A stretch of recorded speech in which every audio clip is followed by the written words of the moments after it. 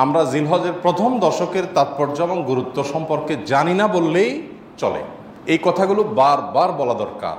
আমি আপনাদেরকে উদাত্ত আহ্বান জানাতে চাই, আপনারা এই কথাগুলোর ফেরিওয়ালা হয়ে যাবেন, এই কথাগুলো অন্যের কাছে পৌঁছে দিবেন। জিলহজের এই 10টা দিনের ইবাদত করলে আল্লাহ তাআলার কাছে এটা যত প্রিয় হয়, অন্য কোনো সময় ইবাদতে আল্লাহ তাআলার কাছে এত প্রিয় না।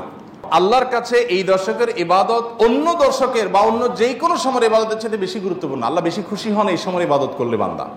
সাহাবীরা জিজ্ঞাসা করলেন, ওয়ালাল জিহাদু ফি সাবিলিল্লাহ, হে আল্লাহ রাসূল, অন্য সময় কেউ আল্লাহর রাহে জিহাদ করলো মানে জীবন দান করার জন্য প্রস্তুতি নিল, সে ওইটা আল্লাহকে সমর্পণ করে দিল, গোটা জীবনটাই।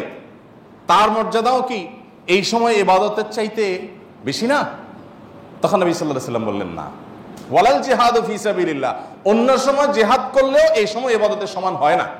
তবে যদি অন্য সময় কেউ জিহাদে যে তার জীবন, তার সম্পদ যা নিয়ে গেছে সব বিলীন করে উৎসর্গ করে দেয় আল্লাহকে খুশি করার জন্য, তার মর্যাদা সবকিছুর ঊর্ধ্বে, সেই মুজাহিদের কথা ভিন্ন। বাকি সাধারণ জিহাদের চাইতেও এই দশকের ইবাদতের মর্যাদা আল্লাহর কাছে অনেক বেশি। ভাইরা আমার, আমি খুব আকুতি করি সব জায়গায় সব সময় যে এই দশকের ইবাদত আমরা সাবকন্টিনেন্টের মানুষ আমরা জানি না। আমাদের মানুষকে জানাতে হবে, জানাবার জন্য কিছু কাজ করতে হবে। সাহাবীদের কেউ কেউ এই দশক শুরু হলে এই দশকের 10টা স্পেশাল আমল আছে, এই আমলগুলো করবার জন্য কেউ কেউ বাজারে চলে যেতেন, উদ্দেশ্য অন্যদেরকে জানানো। তো সেই দশকের আমলগুলো আমরা করবো তো ইনশাআল্লাহ।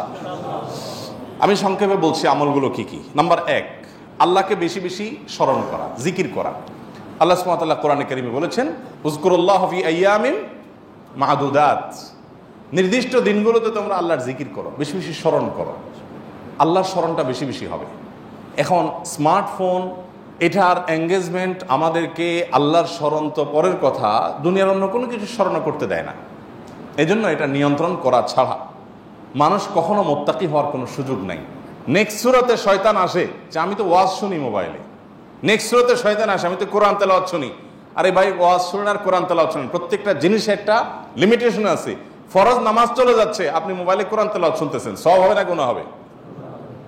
আপনি ওয়াজ শোনার নাম দিয়া আজে বাজে জিনিসও দেখছেন, চান্সে এসে যাচ্ছে চোখের সামনে, ক্লিক করে দেখে ফেলছেন, তাহলে আপনার জন্য এই মোবাইল টিপাই জায়েজ নাই, কারণ আপনি নিয়ন্ত্রণ করতে পারেন না। ভাইরা আমার, এই দশকে আল্লাহর স্মরণ যেন হয়, সেজন্য অন্য সময়ের মতো বিশেষভাবে স্মার্টফোনের নিয়ন্ত্রণ খুব বেশি জরুরি, খুব বেশি জরুরি। আল্লাহ আমাদেরকে তৌফিক দান করুন। আল্লাহর স্মরণ কিভাবে করবেন? যত প্রকার জিকির আছে সেগুলো করবেন, কোরআন তেলাওয়াত, সকাল সন্ধ্যার জিকির, উঠতে বসতে জিকির, দোয়া, সেগুলো পড়বেন বেশি বেশি। আর স্পেশালি বিশেষভাবে একাকী বসে চিন্তা করবেন, আল্লাহ তাআলা আমাকে সৃষ্টি করেছেন, কত মানুষ আছে যা আমার মতো নেয়ামত পান নাই, আল্লাহ তাআলা আমাদেরকে কত নেয়ামত দিয়ে রেখেছেন।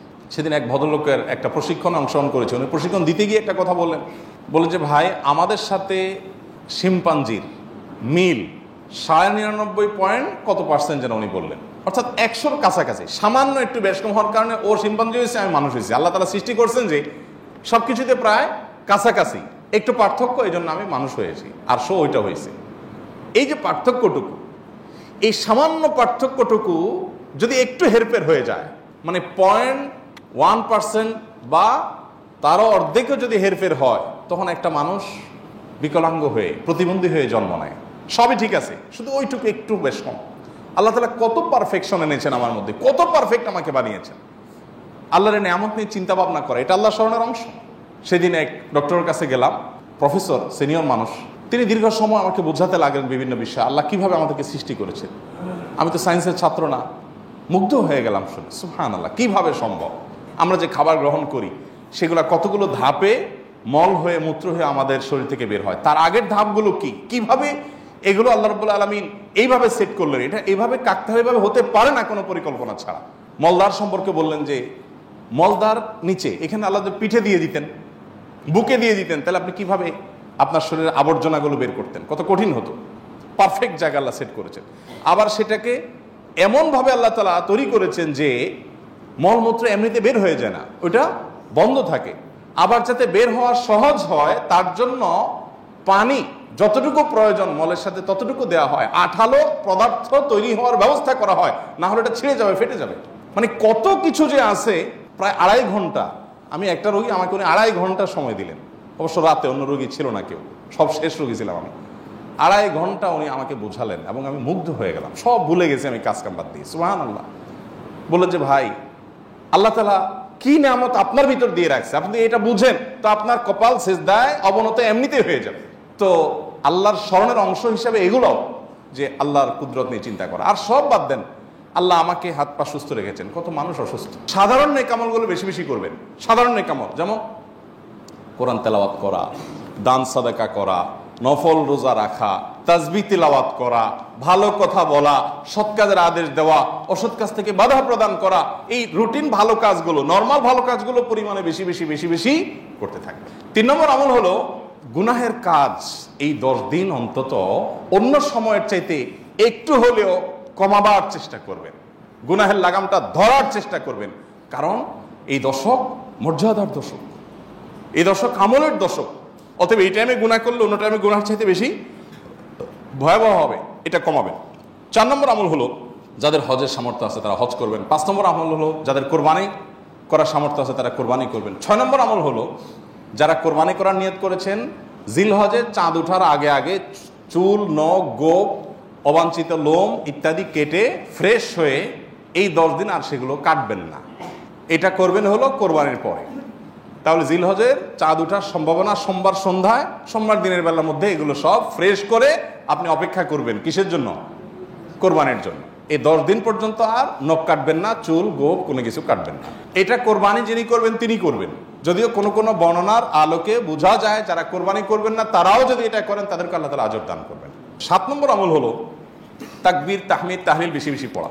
ফাকফিরু ফিহিন্না মিনাত তাকবীরি ওয়াত তাহমিদি ওয়াত তাহলিল।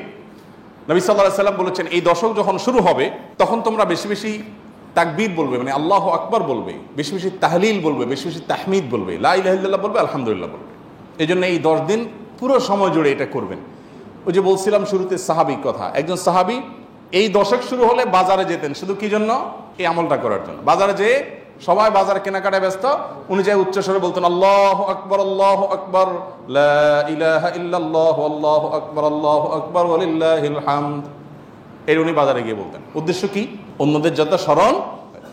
এখন আপনি ভূমিপল্লীতে কয়েকটা দোকান আছে অথবা চিটাগাঙ্গে বাজার আছে, আপনি বাজারে যায়া সবাই কেনাকাটায় খুব সিরিয়াস মুডে আছে, আপনি যাই যদি সেখানে জোরে জোরে বলেন আল্লাহু আকবার, আল্লাহু আকবার, লা ইলাহা ইল্লাল্লাহ, আল্লাহু আকবার, আল্লাহু আকবার, ওয়ালিল্লাহিল হামদ, কি হবে দৃশ্যটা বলেন তো? এটা আপনি যদি বলেন সবার মধ্যে, অনেক লোক বাজারে, মাঝ বাজারে জমজমাট, আপনি যাই জোরে জোরে এটা বললেন, কি করবে সবাই?